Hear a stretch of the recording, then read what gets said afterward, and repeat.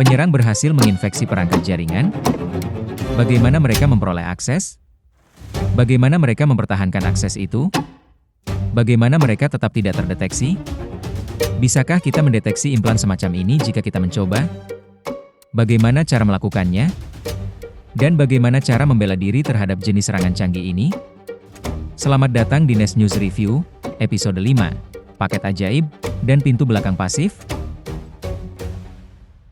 Salah satu teknik paling menarik yang digunakan penyerang untuk mempertahankan akses persisten ke jaringan sasaran adalah melalui malware yang menyediakan jalan masuk ke jaringan dan yang mendengarkan kombinasi tertentu atau kunci spesifik untuk kemudian memberikan akses. Jalan masuk ke jaringan itu biasa disebut pintu belakang pasif, passive backdoor, dan kunci spesifik itu disebut paket ajaib, magic packet. Bayangkan ini terjadi 15 tahun lalu, ketika banyak perusahaan menengah dan besar masih memiliki sistem telepon privat sendiri. Sistem itu dulu disebut Private Branch Exchange atau disingkat PBX. Sekarang bayangkan seorang penyerang berusaha mendapatkan akses lebih luas ke jaringan telepon di sebuah perusahaan menengah, dan setelah penyelidikan awal, dia mengetahui bahwa PBX terhubung lewat sambungan serial ke USB ke laptop admin.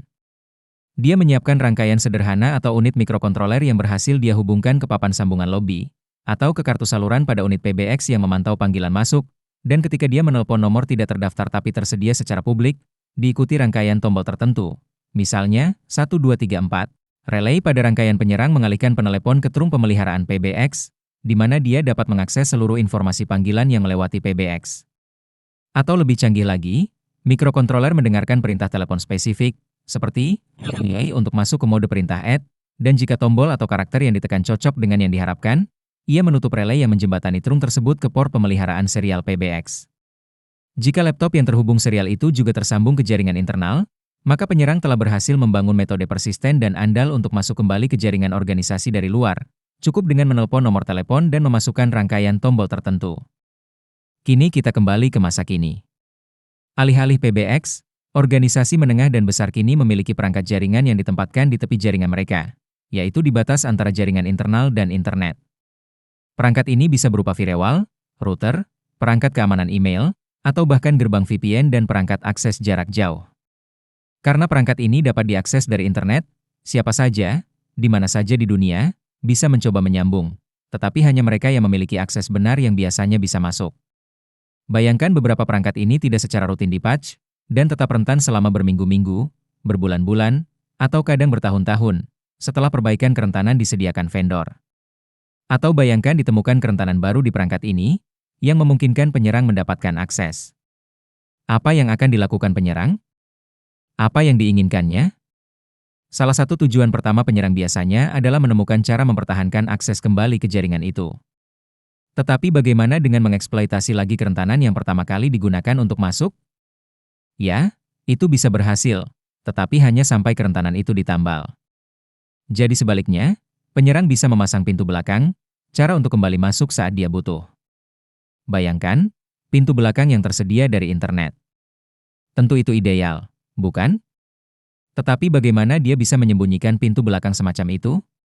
Jika pintu belakang itu di server web, dan aturan firewall-nya sudah baik, hanya lalu lintas HTTP atau HTTPS yang diizinkan. Atau untuk perangkat gateway keamanan email, hanya lalu lintas SMTP yang diperbolehkan. Demikian pula, lalu lintas ke perangkat VPN dibatasi pada TLS dan IKE, dan SSH untuk perangkat jaringan yang dikelola penyedia, dan seterusnya. Jadi penyerang tidak bisa dengan mudah mencapai perangkat melalui internet. Lalu, apa yang bisa dia lakukan? Apakah ada padanan, menelpon nomor tidak terdaftar diikuti karakter tertentu, lalu masuk lewat pintu belakang? Sejak akhir 1990-an, para pembela dan penanggap insiden mengamati contoh persis itu, di sistem Unis, lalu di Linux, dan di perangkat jaringan seperti router Cisco yang menjalankan iOS, serta router Juniper dengan Juno OS, yang berbasis FreeBSD. Contoh awal malware semacam ini menggunakan teknik yang disebut port knocking, di mana implan malware akan mendengarkan urutan port tertentu yang diakses, untuk kemudian memberi akses ke penyerang.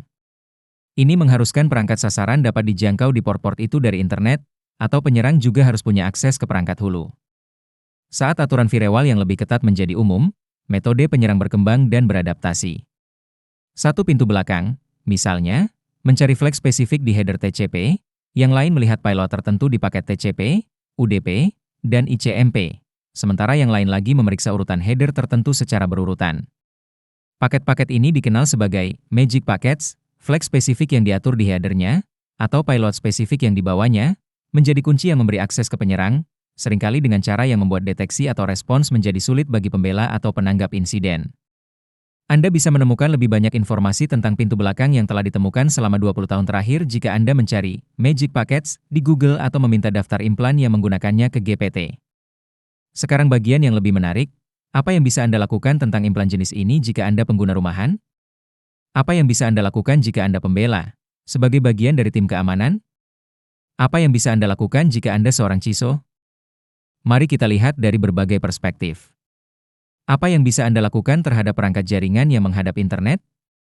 Pada 2012, saya menulis sebuah posting di blog Cisco, merinci cara melakukan analisis offline untuk menentukan integritas image router Cisco EOS. Dalam posting itu, saya berusaha menjawab pertanyaan, bagaimana Anda bisa menentukan, dengan tingkat kepastian cukup tinggi, bahwa sistem operasi yang berjalan di router Anda sama persis dengan yang disediakan vendor. Artinya tidak diubah atau disusupi. Beberapa vendor menyediakan alat pemeriksa integritas terpisah, atau perintah yang bisa Anda jalankan untuk memverifikasi image yang berjalan. Namun anggaplah itu tidak cukup. Jika router sudah dikompromikan, alat pemeriksa integritas bisa menyembunyikan jejak tampering. Singkatnya, cara untuk melakukan ini adalah dengan menghasilkan core dump di router yang hendak Anda analisis, mengekspor core dump itu untuk analisis offline, lalu menjalankan fungsi hash kriptografis pada segmen teks file core, dan melihat apakah nilainya cocok dengan hash kriptografis dari segmen teks core dump yang diambil dari router dengan image ke known good, yaitu router di lingkungan yang Anda kendalikan. Mengapa hanya segmen teks? Karena biasanya ditandai read only, karena berisi instruksi yang akan dieksekusi, dan ini seharusnya sama dengan yang ada di image resmi vendor. Apakah metode ini sempurna? Tidak. Proses dump memori bisa dikompromikan dan menyembunyikan artefak dari file dump, tetapi itu adalah serangan yang lebih canggih. Pendekatan yang tersedia sekarang, tetapi belum ada di 2012, adalah memanfaatkan root of truth perangkat keras platform. Tapi mari kembali ke pertanyaan, apa yang bisa Anda lakukan? Jika Anda pengguna rumahan dan khawatir tentang integritas router internet rumah Anda, penting untuk mengontekstualisasikan risikonya. Router rumah dapat dikompromikan untuk menjadi bagian dari jaringan Operational Relay Box atau ORB, yang menciptakan lapisan abstraksi bagi penyerang. Dalam skenario ini, apa yang Anda sebut hacking, telah didelegasikan ke kelompok berbeda. Satu kelompok fokus meretas router residensial dan mengelola layanan yang menyediakan platform andal bagi penyerang lain untuk meluncurkan serangan. Kelompok ini kemudian menjual akses itu ke kelompok penyerang lain yang fokus pada intrusi atau kejahatan tertentu. Hasilnya, penyerang dapat membayar untuk menyembunyikan sumber serangan mereka, seolah-olah berasal dari alamat residensial, tanpa harus mengelola jaringan perangkat terinfeksi itu sendiri. Apa yang bisa Anda lakukan untuk mencegah router rumah Anda menjadi node ORB semacam ini? Jawaban singkatnya, Anda mungkin harus mengandalkan ISP Anda, karena menyelidiki infeksi pada perangkat yang diberikan ISP memerlukan akses yang biasanya tidak tersedia bagi pengguna rumahan, dan dapat dibatasi oleh perjanjian lisensi akhir pengguna. Namun Anda bisa memasang firewall kecil di antara router ISP dan jaringan rumah Anda, sehingga menciptakan pemisahan yang setidaknya memberikan lapisan perlindungan bagi perangkat rumah Anda, laptop, TV, dan perangkat pintar lainnya, dan mengurangi kemungkinan mereka berhasil dibobol oleh penyerang yang menguasai router ISP Anda. Ubiquiti, Netgate, dan Sophos adalah beberapa perusahaan yang menjual firewall kecil untuk pengguna rumahan, tapi masih banyak lagi. Jika Anda tertarik melihat opsi ini lebih detail, tanyakan ke ChatGPT untuk kriteria yang dapat Anda gunakan dalam memilih perangkat yang paling sesuai dengan kebutuhan Anda. Juga minta ringkasan tinggi tentang apa yang perlu Anda pelajari, dan tugas-tugas yang perlu Anda lakukan untuk mengelola perangkat tersebut, karena jika Anda tidak merawatnya, tidak rutin mempatch, tidak meninjau aturan firewall, atau tidak memeriksa log perangkat, paling banter Anda bisa melewatkan serangan, dan paling buruk, perangkat itu sendiri bisa menjadi kerentanan di jaringan Anda.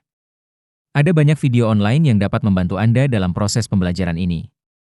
Jika Anda penanggap insiden, dan ditugasi menentukan apakah router atau firewall di organisasi Anda telah dikompromikan, Anda bisa mulai dengan menyusun rencana, misalnya mengambil inventaris aset perangkat keras, lalu mengidentifikasi yang menjadi perhatian berdasarkan kriteria objektif, dan membuat daftar vendor masing-masing, contohnya Cisco, Juniper, Fortinet, Ivanti, Barracuda, F5, dan versi sistem operasi yang mereka jalankan. Kemudian tentukan apakah ada yang menjalankan versi perangkat lunak rentan. Jika ada, Kerentanan spesifik apa yang mungkin dieksploitasi penyerang saat menginfeksinya? Coba pahami cara penyerang bisa menembus perangkat.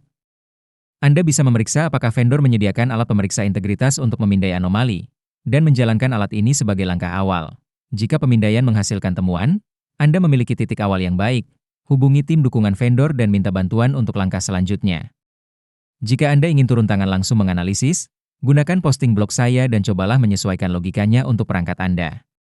Standar tertinggi, bagaimanapun, adalah menggunakan adapter JA atau UART untuk mengakses memori mentah router atau firewall, dan melewati sistem operasi sama sekali. Ada beberapa contoh online yang bisa membantu Anda memulai. Jika Anda CISO, perhatikan pertahanan berlapis Anda. Dari perspektif sumber daya manusia, apakah tim keamanan Anda memiliki keahlian yang diperlukan untuk melakukan analisis ini? Jika belum, dapatkah Anda mengidentifikasi individu yang berminat mengembangkan keterampilan ini? Investasi cerdas pada pelatihan dan perangkat bisa membuat Anda unggul dibanding rekan seindustri. Dari perspektif teknis, apakah Anda memiliki repositori sentral semua konfigurasi router dan firewall? Dan apakah Anda melakukan logging dan alerting pada setiap perubahan? Artinya jika penyerang memodifikasi perangkat jaringan, memasang image yang diubah, mengubah konfigurasinya, atau menonaktifkan verifikasi integritas, apakah Anda punya cara mendeteksi perubahan itu? Selain itu, apakah Anda memiliki infrastruktur tap jaringan out of band berlapis untuk memberikan visibilitas ke lalu lintas jaringan, ke dan dari aset kritis serta beban kerja sensitif Anda? Jika belum, mungkin ide yang baik untuk menghitung biaya penerapan Gigamon atau KAISIC. Tergantung anggaran, Anda mungkin perlu memulai dengan port span, kadang disebut mirror port, di switch infrastruktur Anda. Tergantung arsitektur jaringan, Anda bisa memirror beberapa switch untuk mendapatkan visibilitas awal. Namun ada hal yang perlu diingat saat menggunakan port span. Salah satunya, Anda harus menghitung kapasitas dengan tepat, agar port tujuan memiliki kapasitas cukup untuk semua lalu lintas yang dimirror, supaya tidak ada frame yang hilang, karena itu akan menghasilkan visibilitas yang tidak lengkap. Hal lain, switch yang Anda gunakan untuk mirroring perlu mendukung kemampuan span bukan hanya untuk troubleshooting saja. Sebuah switch, misalnya, mungkin dapat mendukung mirroring selama beberapa jam untuk menangkap lalu lintas, tetapi mungkin tidak sanggup mendukung berhari-hari atau berbulan-bulan, apalagi operasional 24/7. Saya pernah mengonfigurasi sesi span pada switch inti carrier grade bertahun-tahun lalu, dan setelah beberapa waktu switch itu crash, mempengaruhi operasi. Setelah diselidiki, ternyata ada batasan jumlah sesi span yang bisa dikonfigurasi secara bersamaan, dan berapa lama mereka bisa berjalan. Dan itu juga satu lagi kendala. Switch Anda memiliki batas jumlah sesi span yang bisa dikonfigurasi. Artinya mereka adalah sumber daya berharga dan terbatas yang juga dibutuhkan tim jaringan. Jika Anda akan menggunakan sesi span untuk pemantauan keamanan, Anda perlu merencanakan agar ada kapasitas tersisa untuk troubleshooting yang mungkin dibutuhkan rekan-rekan di tim jaringan dalam keadaan darurat. Tentu saja, memirror lalu lintas, baik menggunakan port span atau tap, hanya satu langkah. Langkah selanjutnya yang sama pentingnya adalah menyimpan dan menganalisis lalu lintas itu. Kebutuhan penyimpanan akan bergantung pada berapa lama retensi historis yang Anda inginkan. Tetapi seperti Anda bayangkan, biayanya akan cepat bertambah. Untuk analisis, lihat vendor seperti Corelic, Nozomi, dan Armis, atau di ruang open source, Anda bisa memulai dengan Zeek, Arkime, dan Suricata, tergantung kebutuhan Anda.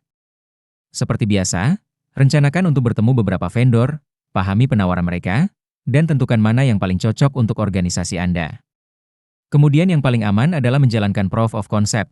Selama waktu itu Anda bisa melihat jenis wawasan dan alert yang bisa Anda harapkan dari produk, serta menentukan apakah tim Anda mampu memanfaatkan alat tersebut, atau jika ada kekurangan sumber daya atau pengembangan kemampuan yang perlu Anda tangani secara internal, agar Anda bisa menggunakan fungsionalitas baru dari alat itu secara paling efektif. Sekian, itulah episode 5. Saya Fafa Dario Izadinia. Semoga Anda menikmati episode ini, sama seperti saya menikmati menyiapkannya. Nest Radio adalah inisiatif yang menggunakan suara buatan AI untuk membagikan cerita dan diskusi keamanan siber dalam bentuk audio, kepada pendengar dalam berbagai bahasa. Jika Anda memiliki saran topik yang ingin dibahas, atau pertanyaan untuk dijelajahi lebih lanjut, kirimkan catatan ke nestradio.net. Jika Anda menyukai konten ini, ceritakan pada teman Anda. Dan ingat, tetap ingin tahu,